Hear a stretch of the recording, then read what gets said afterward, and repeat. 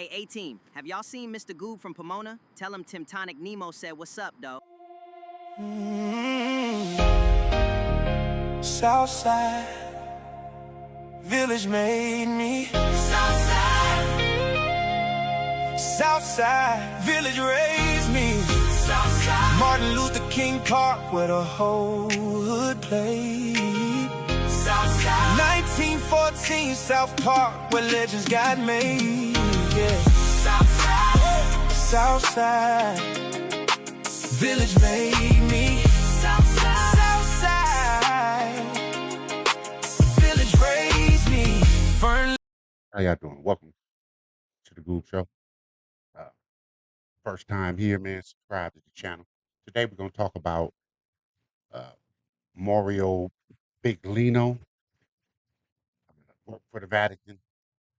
Started speaking about the Bible and what he was reading out of the Bible, the Hebrew Bible, that is. And they fired him for what he believed was actually in the Bible. Y'all check this out and tell me what y'all think. Check out this video. I started to write what I really read in the Hebrew Bible. I was fired in 1 minute.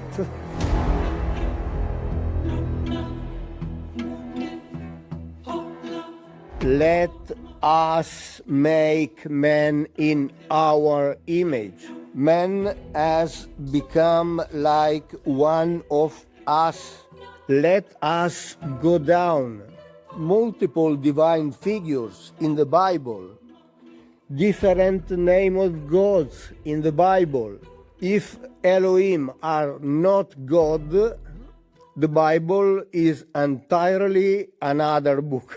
So the Elohim were individuals in flesh and blood with a life longer, much longer than the life of humankind, but they were mortal.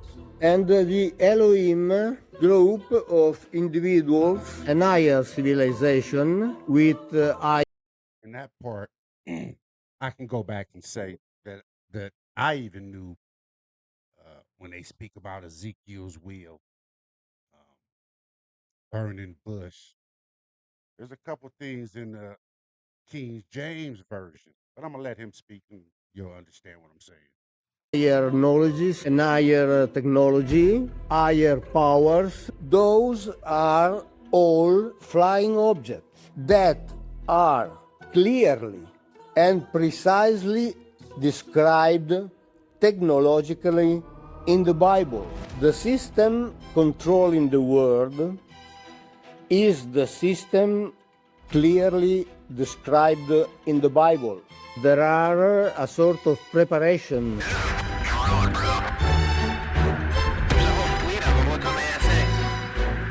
If it was disclosed that the Bible translation is not correct and there are many beings and this is more of a historical book, and you know these interpretations of God may actually be other beings from other worlds, do you think that would destroy these religions, or do you think they would adapt? I think Personally, I do, because they're all based on these.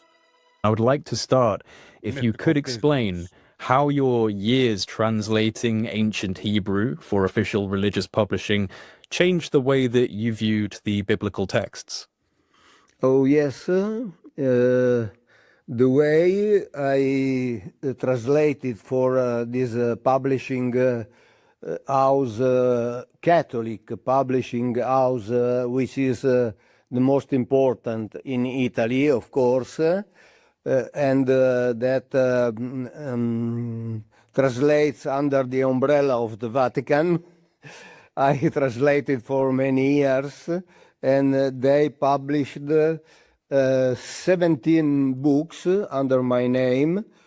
And after, when I became public, and when I started to write what I really read in the Hebrew Bible, I was fired in 1 minute. the literal translation is very useful in order to understand this book. Is fundamental, the literal translation, because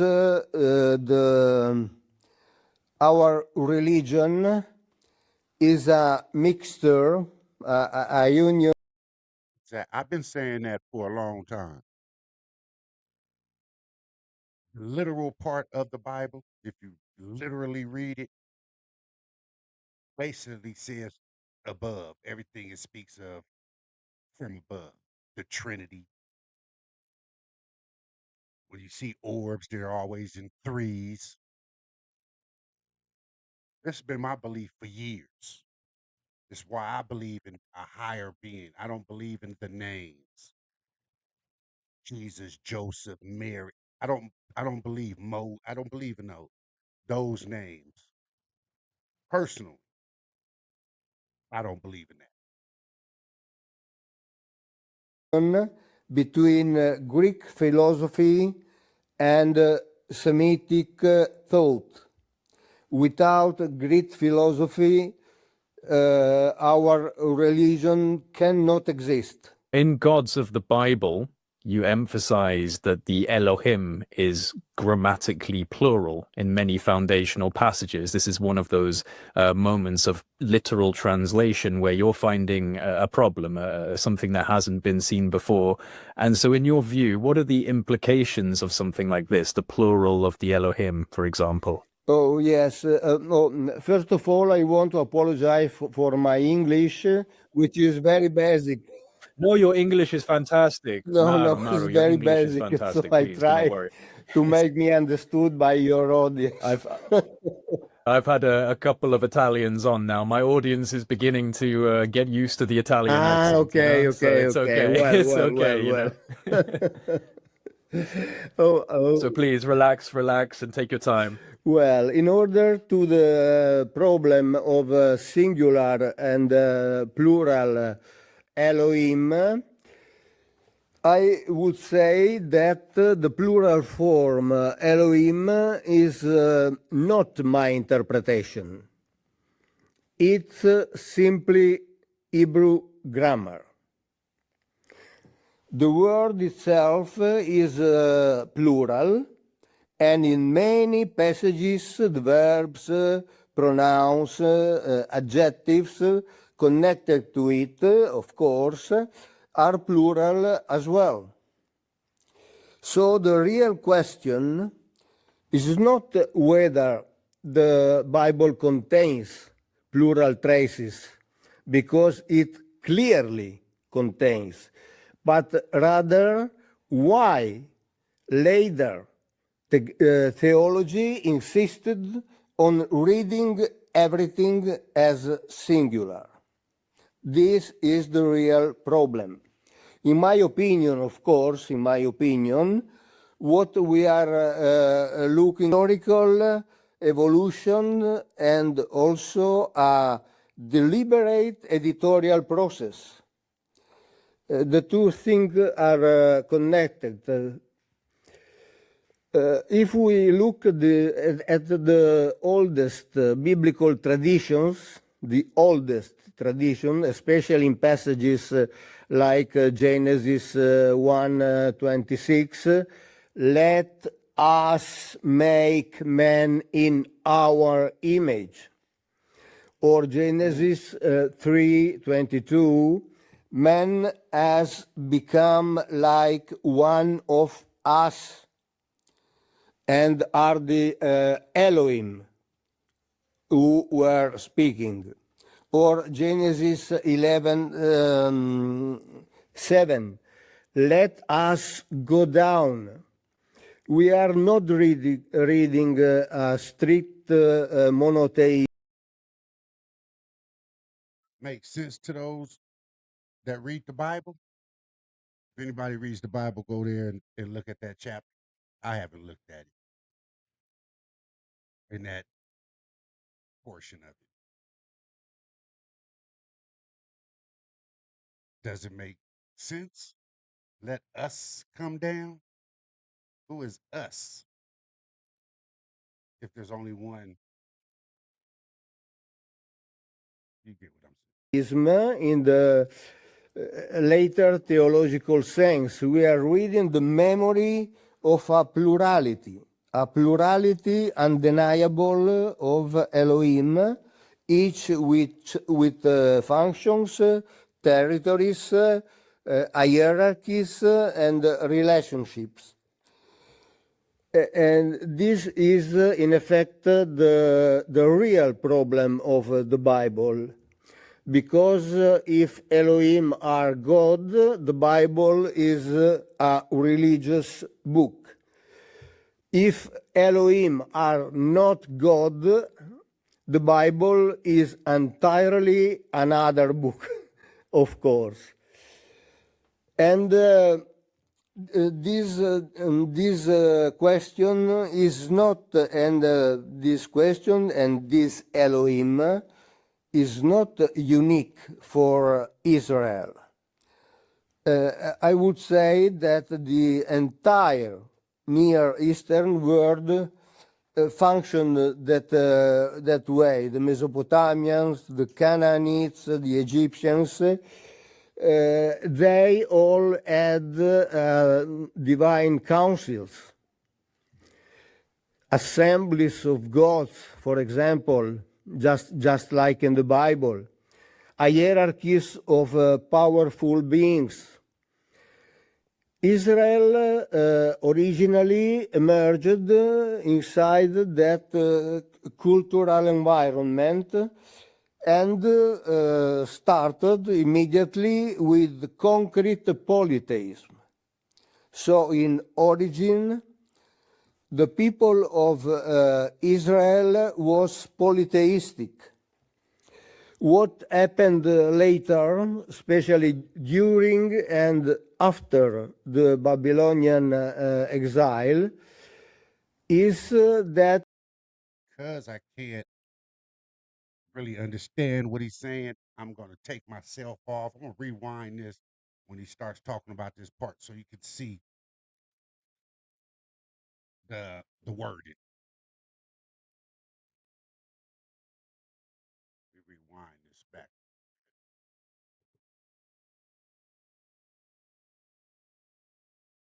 Let's go about there. gods, for example, just like in the Bible, hierarchies of powerful beings. Israel originally emerged inside that cultural environment and started immediately with concrete polytheism. So in origin, the people of Israel was polytheistic. What happened later, especially during and after the Babylonian exile, is that the priestly class had a major theological and political problem. They needed to preserve a national identity after the catastrophe, of course, of the Babylonian exile. The temple had been destroyed, the monarchy had collapsed, the people were dispersed. In that situation, in my view, of course, consolidating religious tradition became essential for them. And so the priestly editors inherited older texts that contained multiple traditions, multiple divine figures in the Bible, different names of gods in the Bible, and sometimes even competing narratives. Instead of eliminating all these materials completely, they harmonized and reinterpreted them through a Yahwistic lens. So the older plurality was not erased entirely, because traces remain clearly everywhere in the Bible, but it was reframed. Elohim.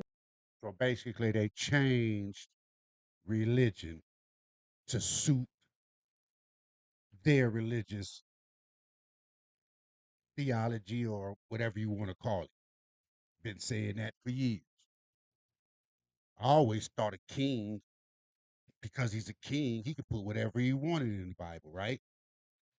That's why I didn't like that Lord. You know, when a king sat on the crown and the Lord came to him and said, "My Lord, I got these jewels." He didn't like that, cut his head off.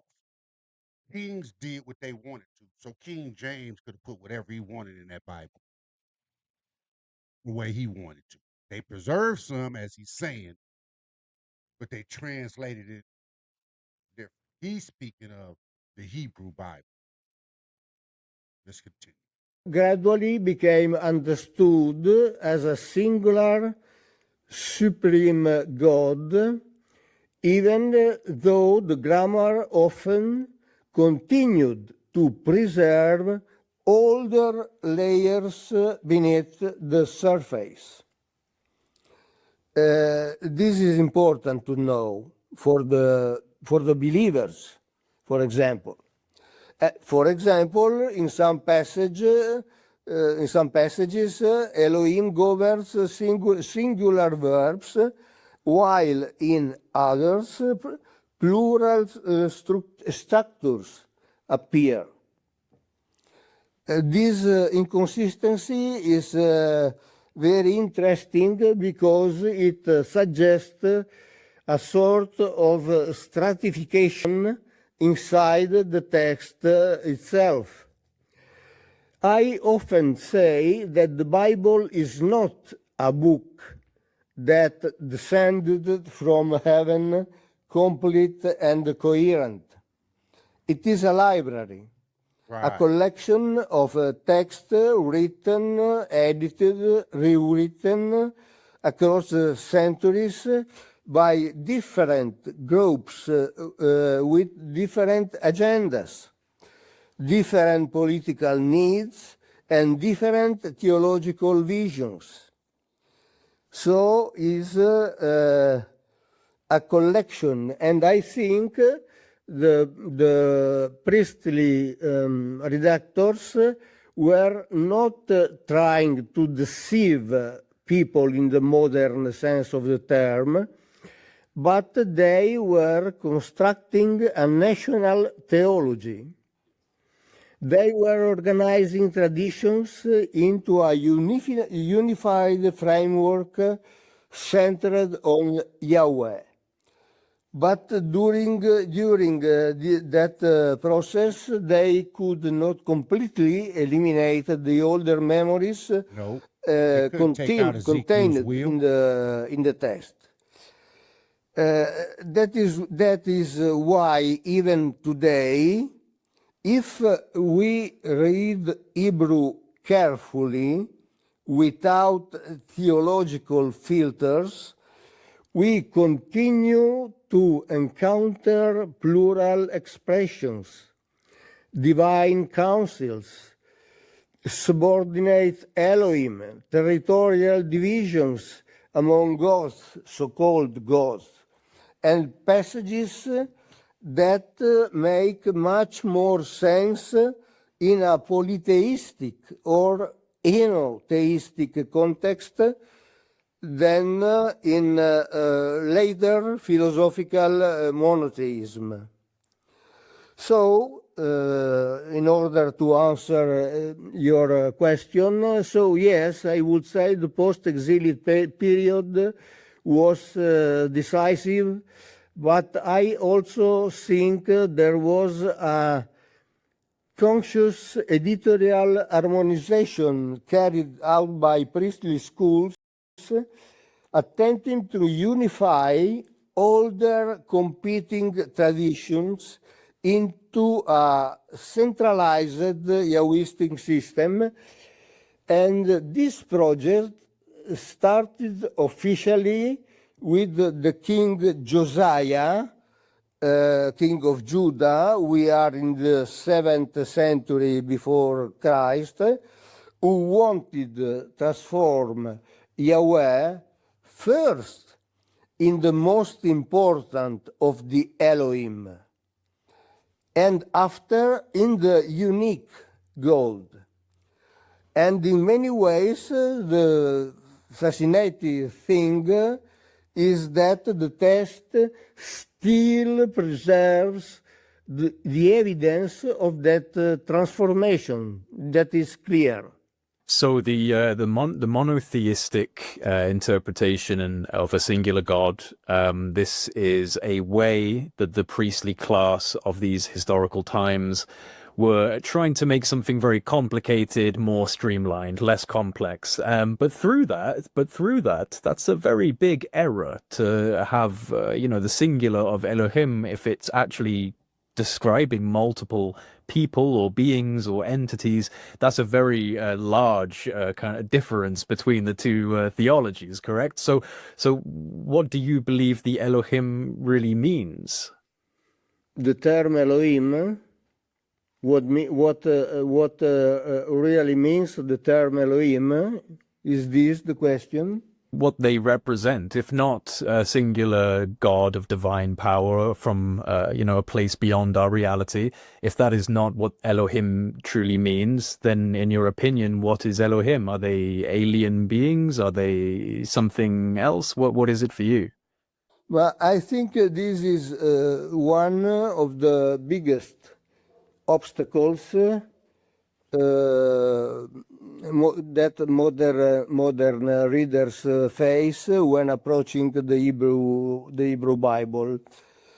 Most people believe they are reading the text directly, but in reality they are reading centuries of theological interpretation finalized to unify all the religion in a unique God. When we open the Bible today, especially in the West of the world, of course, we unconsciously bring with us Greek philosophy, Christian theology, ideas of omnipresence, immateriality, transcendence, infinity, all concepts that belong to Greek thought, not to Semitic thought. This concept much more to Plato, for example, because derive from Plato and from Neoplatonism, and later church theology took these ideas and put them into this theological elaboration, and this elaboration doesn't match with Hebrew thought, with Semitic thought.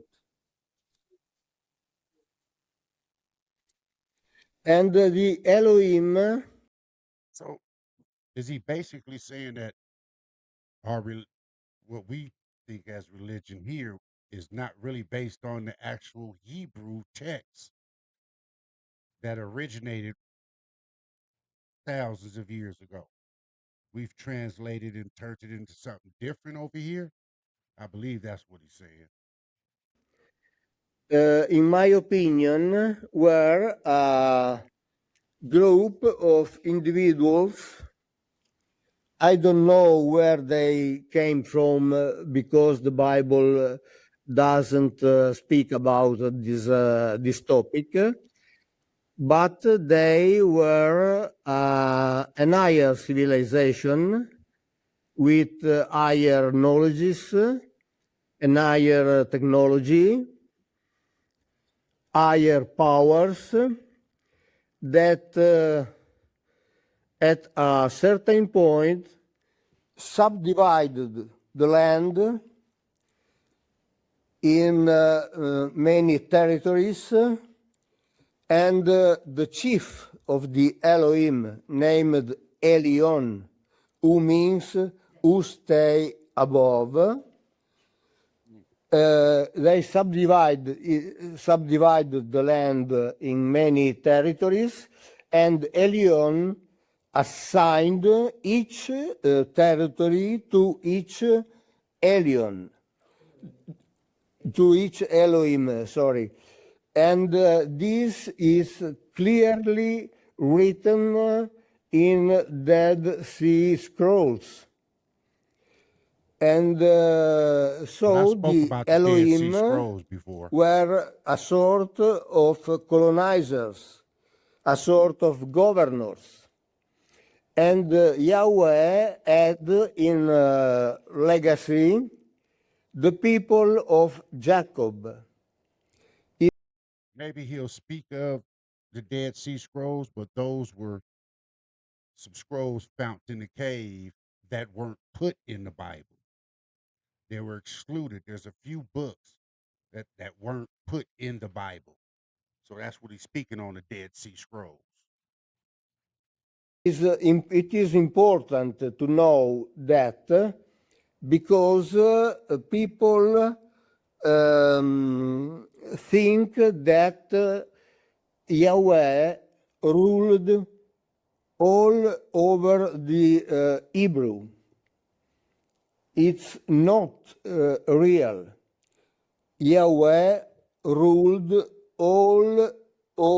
only over the family of Jacob and his sons. So the Hebrew who don't belong to the family of Jacob are out of the governor Yahweh. And this is important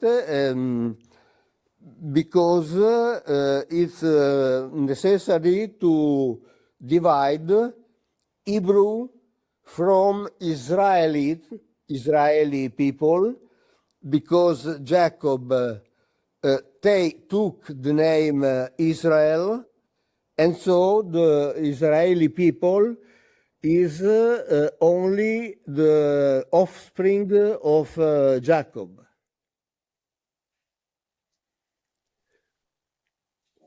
In effect, when we read the oldest layers of the text carefully, Yahweh appears as a very concrete being, because the Elohim were beings in flesh and blood. They were humankind-like, because they walk, they eat, they drink, they were often drunk, they ruled with an iron fist over their people, the people assigned to each of these Elohims.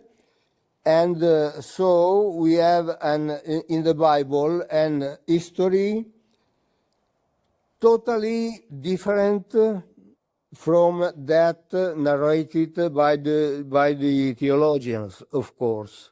Now, you say that the original priestly translations, these simplifications of the theology, were done not to deceive, not as a way to deceive people and to trick people, but a way of simplifying and helping people understand a cultural model, like you said, a cultural theology.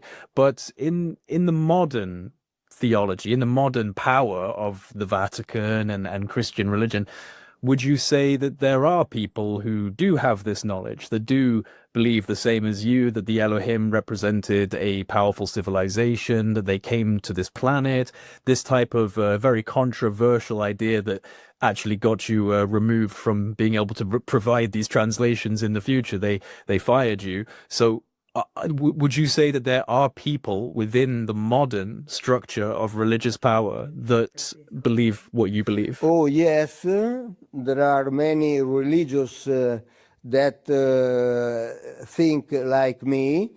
There are also many rabbi that think like me. But the problem, the real problem, is that theologians, monotheistic theologians, progressively in the time allegorized and spiritualized the text. And this is the problem, because the people are used to read the text with the lens of the theologians. Instead, yes, Yeah. instead This is the we word of God. need This is the word to of God. read Yes. the Bible. Also, the Bible, the normal Bible we have at home, so the Bible translated in every language in the world, we can understand that the Bible speaks about a multiplicity of beings ruling over various nations. And there are many belonging to the higher hierarchy in the church that know very well this fact, but all the religion is founded on the idea of the Yes. monotheistic idea. Sorry. Monotheistic. Yes. So that they have dug themselves into a hole. You can't kind of say different anymore, because your entire model has been built on this. So how could you then turn around and say, actually, no, it's not this. You cannot do it after all of this time. Oh yes, and it is difficult to make the people understand that the Bible is not what is narrated by theological religion, but is a sort of summary of a larger, of a wider amount of histories present all around the world. In this case, we talk about the laws, the myths narrated in the Middle East, of course, because the Bible depends from these laws. And what is curious is that hierarchies tell that the stories of the Sumerians are myths, and the Bible is the truth revealed by God. But the first part of the Bible is a copy of the Sumerian narratives. So we have this weird situation. The original is a myth. The copy is a real truth. It's incredible. Yes, this is a problem. It's ridiculous. This is a problem. That's a problem. It's ridiculous. Yes, because you're referring because in Sumerian mythology you have Oannes, which is Noah, the same archetype. These things share a correlation so strongly. Oh yes, but the Bible, likely for us, is more concrete than the theologians say. it's enough to read it and take the Bible at the face value. Likely the contract I had with the Catholic publishing house tasked me to literally translate the Bible. So I, at the time, had the need to seek the rises of a single term, and the rises of single term is clear and tell us what the single term says. But what is also important, most important, is to read above all some keywords like Elohim, Elion, Bara, Olam. I can after explain what they mean. Read these keywords into the context in which they are used. Right. For example, the term kavod or the term ruach. And if we read in the context, we understand the real meaning of these terms. And the real meaning of these terms is a concrete meaning, absolutely concrete. Doesn't need interpretation. It's enough to read literally what is written down. In your opinion, how important are the Dead Sea Scroll materials for understanding the larger historical model? For raw material, what do you mean? The Dead Sea Scrolls and similar Semitic literature, do you consider these materials to be important for reanalyzing, reinterpreting the theological models? Oh yes, it's most important because the Dead Sea Scroll reveals some truths that in the Bible are modified. So, for example, we read that Abraham, when was called out of his territory, the land of Ur, the land of Sumerian, he present himself to Melchizedek, who was one of the Elohim who worked for the chief of the Elohim, Elion. And this is written down in the Dead Sea Scrolls, and Abraham swore to Elion his fidelity and not to Yahweh. This is important to know because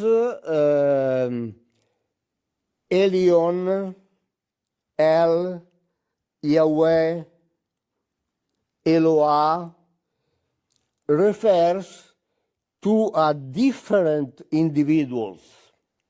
And this is written also by one of the main exegetes, Hebrew exegetes, Professor Emmanuel Tov, who writes clearly that these terms refer to a different individuals.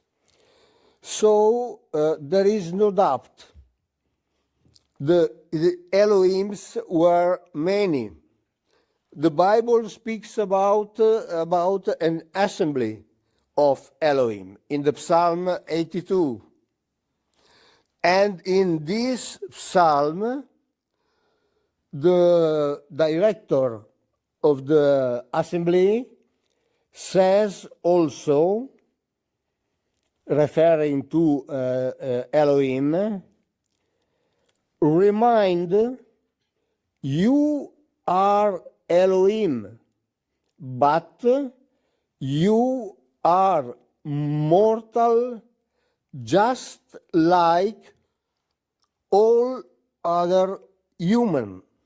So the Elohim were individuals in flesh and blood with a life longer, much longer than the life of humankind, but they were mortal. And this is clear also, for example, in the first commandment, the first of the 10, you don't worship other gods. This verse means that there are other Elohim, and means that Israeli people of Israel had to worship Yahweh until he would be present, because he goes away, or because he died, I don't know.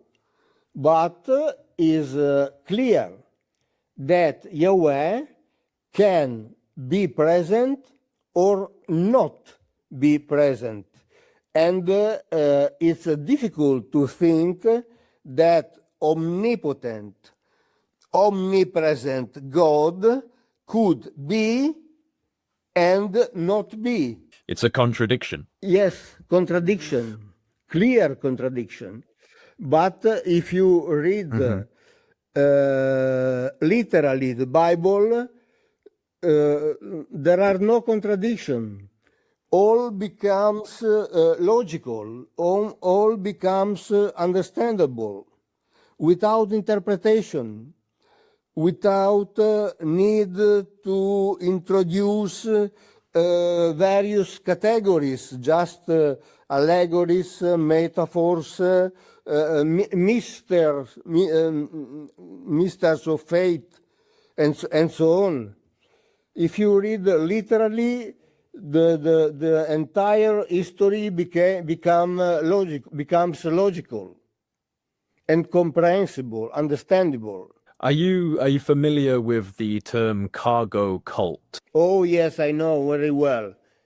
I wrote about that in Skies of Fire. Would you say that humanity is, in essence, a cargo cult to these other beings, misinterpreted as gods? Yes, I think the origin is the same. Likely, in this case, the scientists had the opportunity to study this kind of religion when it was growing. In the case of the Bible, is clearly written, but sorry if I repeat, but it's fundamental to read literally the Bible. And this becomes clear, absolutely clear. So we're in a very interesting time discussing in the modern context things that would be in historical context be seen as mystical, spiritual. So I'm speaking now about the UFO subject. The US government, the American government has been opening up to some degree, opening up a little bit about the UFO subject. Do you think that there are correlations to what is happening in the modern time and what is being described in these ancient texts? And are we actually seeing potentially the continuation of this presence, but we're seeing it through the modern lens of, UFOs and aliens? I think today we are still living under the umbrella of the Bible. The system controlling the world is the system clearly described in the Bible. The system that now controls over the world. There are organizations, of course, that lend money and they are rulers. And there are other nations who take this money and they become immediately slaves. So the financial system who rules all over the world is clearly described in the book of the Proverbs in the Bible. And it is applied perfectly, without variation.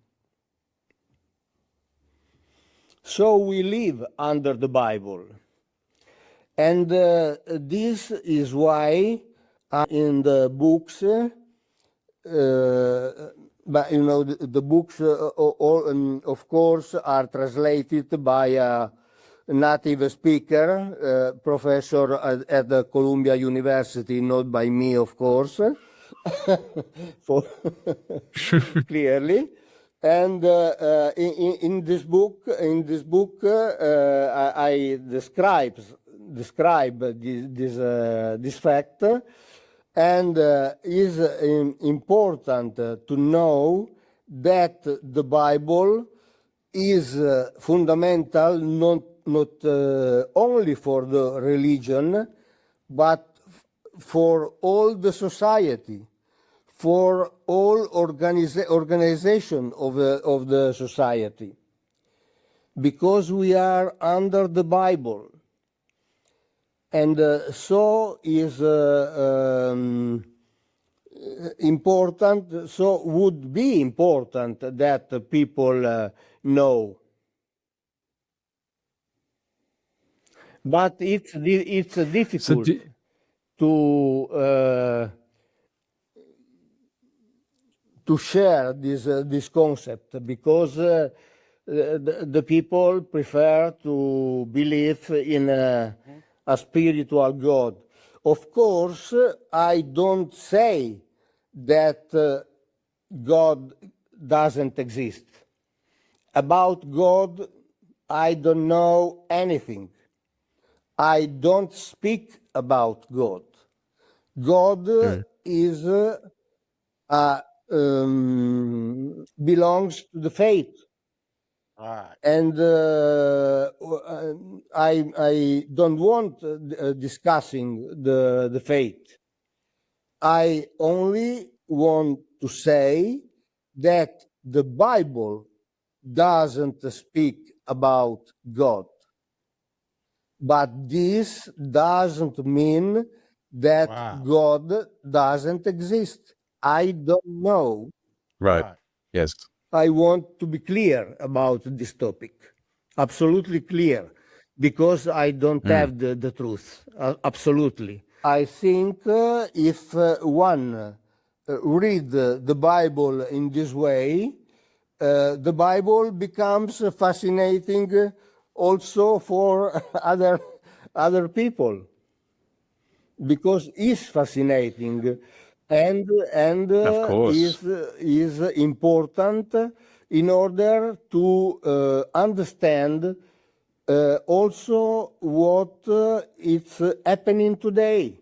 There have been statements over time, especially over the last few years, from the Vatican, even from the Pope, about the implications of other intelligences from other worlds and how would this impact the religion. I remember the previous Pope saying that if there are aliens, then they are brothers and sisters in God as well. So preparing people in a way, like it seems like there is a level of preparation, and then you have the United States government, of course, talking about UFOs in an official capacity.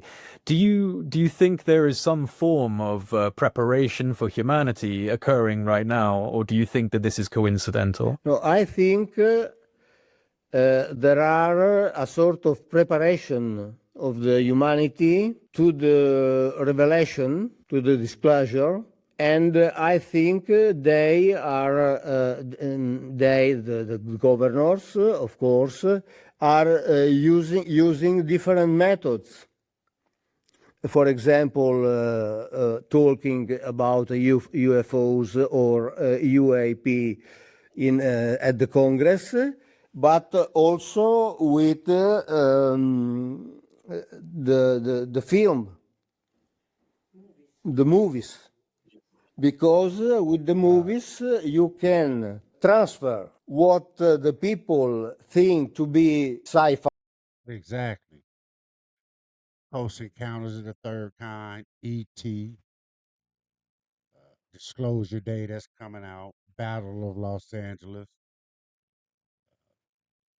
Battlestar Galactica, Star Trek, even the Jetsons, cartoons, movies, TV shows, just a way to ease it out to us. But in reality is science. This science enter in the brain of the people, is Subconsciously. subconscious of the people, and the people becomes ready to have a disclosure. Do you think that a disclosure of, for example, if it was disclosed that the Bible translation is not correct and there are many beings and this is more of a historical book, and these interpretations of God may actually be other beings from other worlds, do you think that that would destroy these religions, or do you think they would adapt? I think they would adapt, because Yeah. the church lives since 2000 years, so the church is very able to adapt themselves to all situations. It's not problems. The Jesuits already said that the church is ready to receive these brothers from the sky and to give them the baptism, if they would, of course. So the church will survive to the to the disclosure, absolutely. Well, it's one of the things that's usually said, isn't it? That we can't handle the truth, that things would collapse, that everything would collapse. And I don't believe that. I think humans are resilient. And even if you have a particular set of beliefs, most of the time we are resilient and we can change our opinion. But of course, these are very integrated belief systems. It's extremely difficult to try and change these types of belief systems. But the discussions happening now, the UFO discussion, all of these various conversations are very controversial, suddenly becoming public, becoming more open. I think people are more ready, more understanding. And I would also say that people have experienced so much: COVID, the wars, the Israel, so much has happened. I think that we are a bit desensitized. I think that most people maybe wouldn't even believe the government if the government said, "Oh, by the way, the aliens are real." We'd be like, "Oh, I don't believe you. You're just making this up for another agenda. This is propaganda." So we're in a time where it's very difficult to even trust a disclosure, Yes. Yeah. And I believe actually that most people hope to have a disclosure. Hope to have a disclosure in order to hope to have someone who give order to the world, because Exactly. this world now is chaotic, is Got it. under the violence, is under the finance, is under control of the so-called cult, la casta, elites. Yes. And so I think Yeah. that most people not only is prepared, but is hoping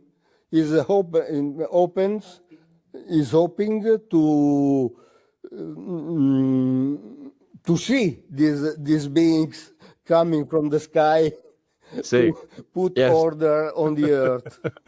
Give me the answers. Yeah, I can't wait to see that. Hey, I'm gonna leave that there, man. Appreciate everybody checking this out, man. Leave a comment down in the comment section. Subscribe to the channel, man. Let me get my numbers up. Until the next time, check me out, man. Appreciate everybody. I'm out. Yeah, I'm an OG, nigga. You gotta respect that shit on dead homies.